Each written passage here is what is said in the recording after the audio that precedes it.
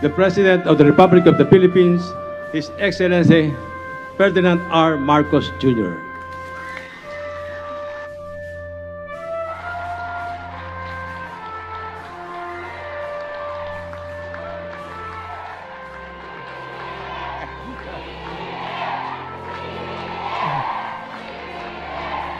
Maraming salamat. Maraming salamat sa ating Secretary ng Housing and Human Settlements and Urban Development na Secretary Jerry Acusar. Please umupo na.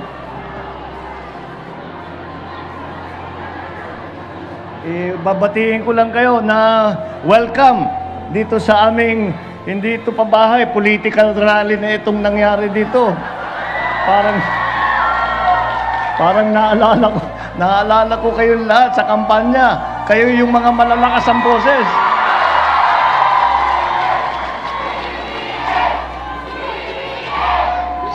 Salamat sa inyong lahat. At mabuti naman at nagkaroon ako ng pagkakataon na makabalik muna ng Malabon dahil marami tayong ginagawa at kung minsan hindi tayo makalabas ng opisina, pero hindi na bale. At meron ako paminsan-minsan na nakikita ko kayong lahat. Siyempre, masarap na kayo ay makasama muli. Mga kasama ko na nagsuporta sa akin, na binigyan ako ng tulong. Kaya naman po, ay pinapaspas po namin lahat ito upang naman ay masuklian namin ang inyong pagmamahal at ang inyong suporta na ibinigay sa halalan.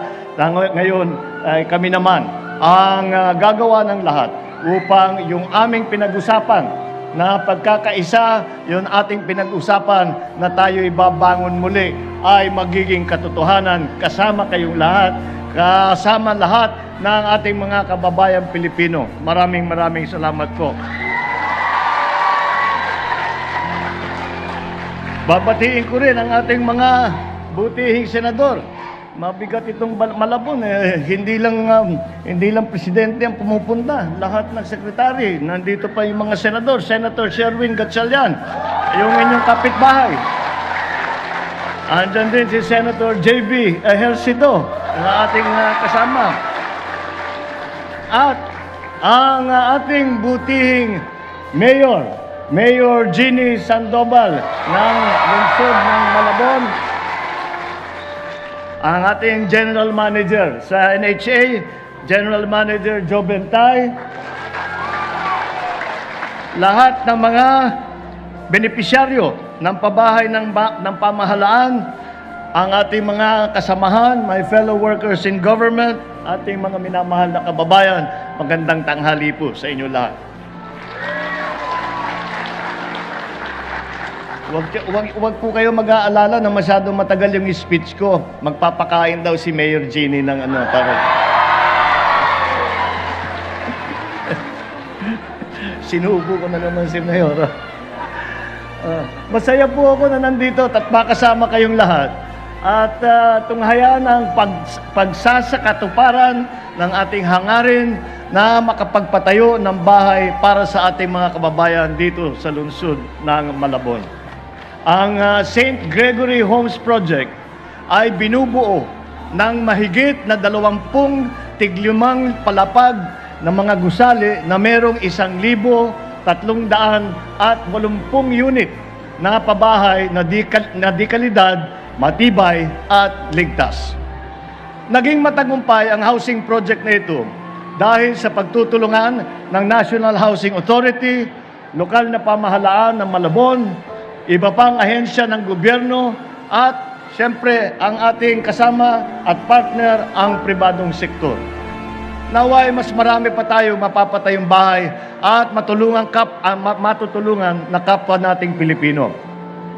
Kaya't nagpapasalamat ako muli sa kooperasyon ng ating mga benepisyaryo dito sa St. Gregory Homes Project na karamihan ay naging informal settlers at dating nakatira lang sa kung saan-saan, sa waterway, sa danger zone, mga ibang lugar na naapektuhan ng mga proyekto ng Department of Public Works.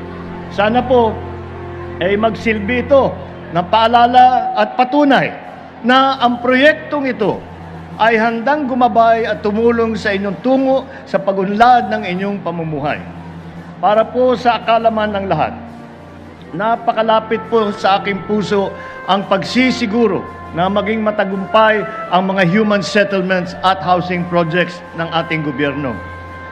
Isa po sa mga binibigyan nating prioridad ang magbigyan ng solusyon ang napakatinding kakulangan ng pabahay dito sa buong Pilipinas. Kaya naman po ay hinamon ko ang aking sarili at ang aking mga kapwalingkod sa DHSUD, sa NHA, lalong-lalo na ang ating mga LGU na matugunan at ang mga pangangailangan ng pabahay sa loob ng aking termino bilang Pangulo. Naniniwala po ako na kaya nating makamit ito kung ang lahat ay magtutulungan, magiging masunurin sa batas at paiiralin ang bayanihan spirit ng Pilipino. Ang mga housing program na ito ay naglalayong makapagpatayo ng disenteng pabahay para sa mga kababayan natin pinaka-nangangailangan. Ito po ay inisyatibo ng gobyerno upang tiyakin na ang bawat pamilyang Pilipino ay mayroong bahay na mauuwian at matatawag nilang sarili nilang tahanan. Hindi naman po kinakailangan na ito'y maging magarbo. Ang mahalaga, ito ay matibay at nasa tahimik at ligtas na lugar. Sapat upang mamuhay ng masaya at makapagsimula ng may pag-asa na sa bawat miyembro ng bawat pamilya. Hangad din ng pamahalaan na makatulong at maibsan ang mga problemang pinapasan ng ating mga kababayan sa araw-araw na hamon sa buhay. Ang lahat ng ito ay nagsisilbing inspirasyon namin upang mas patatagin ang aming dedikasyon tungo sa pagsasakatuparan ng aming pangakong mabigyan ng disente, abot kaya at di kalidad na pabahay para sa bawat pamilyang Pilipino. Aking inaatasan muli ang NHA, DSUD at ang iba pang mga kaugnay na ahensya ng pamahalaan na magpatuloy sa masusing pagbibigay lunas sa ating suliranin sa pabahay at tiyakin na walang sino man na maiiwanan at mapapabayaan sa ating sama-sama na pagsulong at sa ating sama-sama na pag-unlad. Hinihikayat ko rin po ang mga benepisyaryo natin dito na patuloy po ninyo suportahan ang mga programa at proyekto ng pamahalaan na naglalayong matulungan mapabuti ang antas ng pamumuhay ng bawat isang Pilipino. Binabati ko ang ating mga benepisyaryo ng proyektong ito sa pagkakaroon ninyo ng bago at sariling tahanan. Naway maging masaya, masagana at mapayapa ang inyong pamumuhay sa inyong bagong bahay at komunidad. Maraming salamat at mabuhay po kayong lahat. Magandang tanghali po sa inyong lahat. Mabuhay po ang lungsod ng Malabon. Maraming salamat po. Magandang tanghali po. Maraming salamat po, President Ferdinand R. Marcos Jr. Nagpapasalamat po ako sa NHA po, sa mayor po namin at kay Mr. President po kasi binigyan niya po kami ng pagkakataon na magkaroon po ng sarili po naming bahay na matitirahan, na totoong talagang sa amin na po. Kasi po dati, squatter lang po kami. Yung bahay po namin, tapal-tapal lang po. Pagka bumaha po, umaangat po yung mga basura, yung mga anak po namin nalalaglag po sa ilog. Yun po yung pinapangamba namin. Ngayon po, ligtas na po kami dito sa tinitirahan po namin. Maraming pong salamat. Iwas na rin po kami sa mga aksidente tulad ng mga sunog. Safety na po kami dyan sa pabahay. Kahoy lang po kasi yung dati namin bahay. Tapos dikit-dikit lang, madali sa sunog, di ba po? Kaya yung mga anak namin mahuhulog, masusugatan, mapapakuan. Ngayon po kahit anong takbo nila, safe na. Kasi hindi namin na-expect talaga na yung ganito magkakaroon kami nung matagal na namin pinapangarap na bahay talaga. Ano po kasi, nasa ano po kami, yung ilalim po kasi namin basura. Tapos ilog, tapos puro bumaha po, grabe. kahoy lang, tapos mga ano, yung tapal-tapal yung dingding.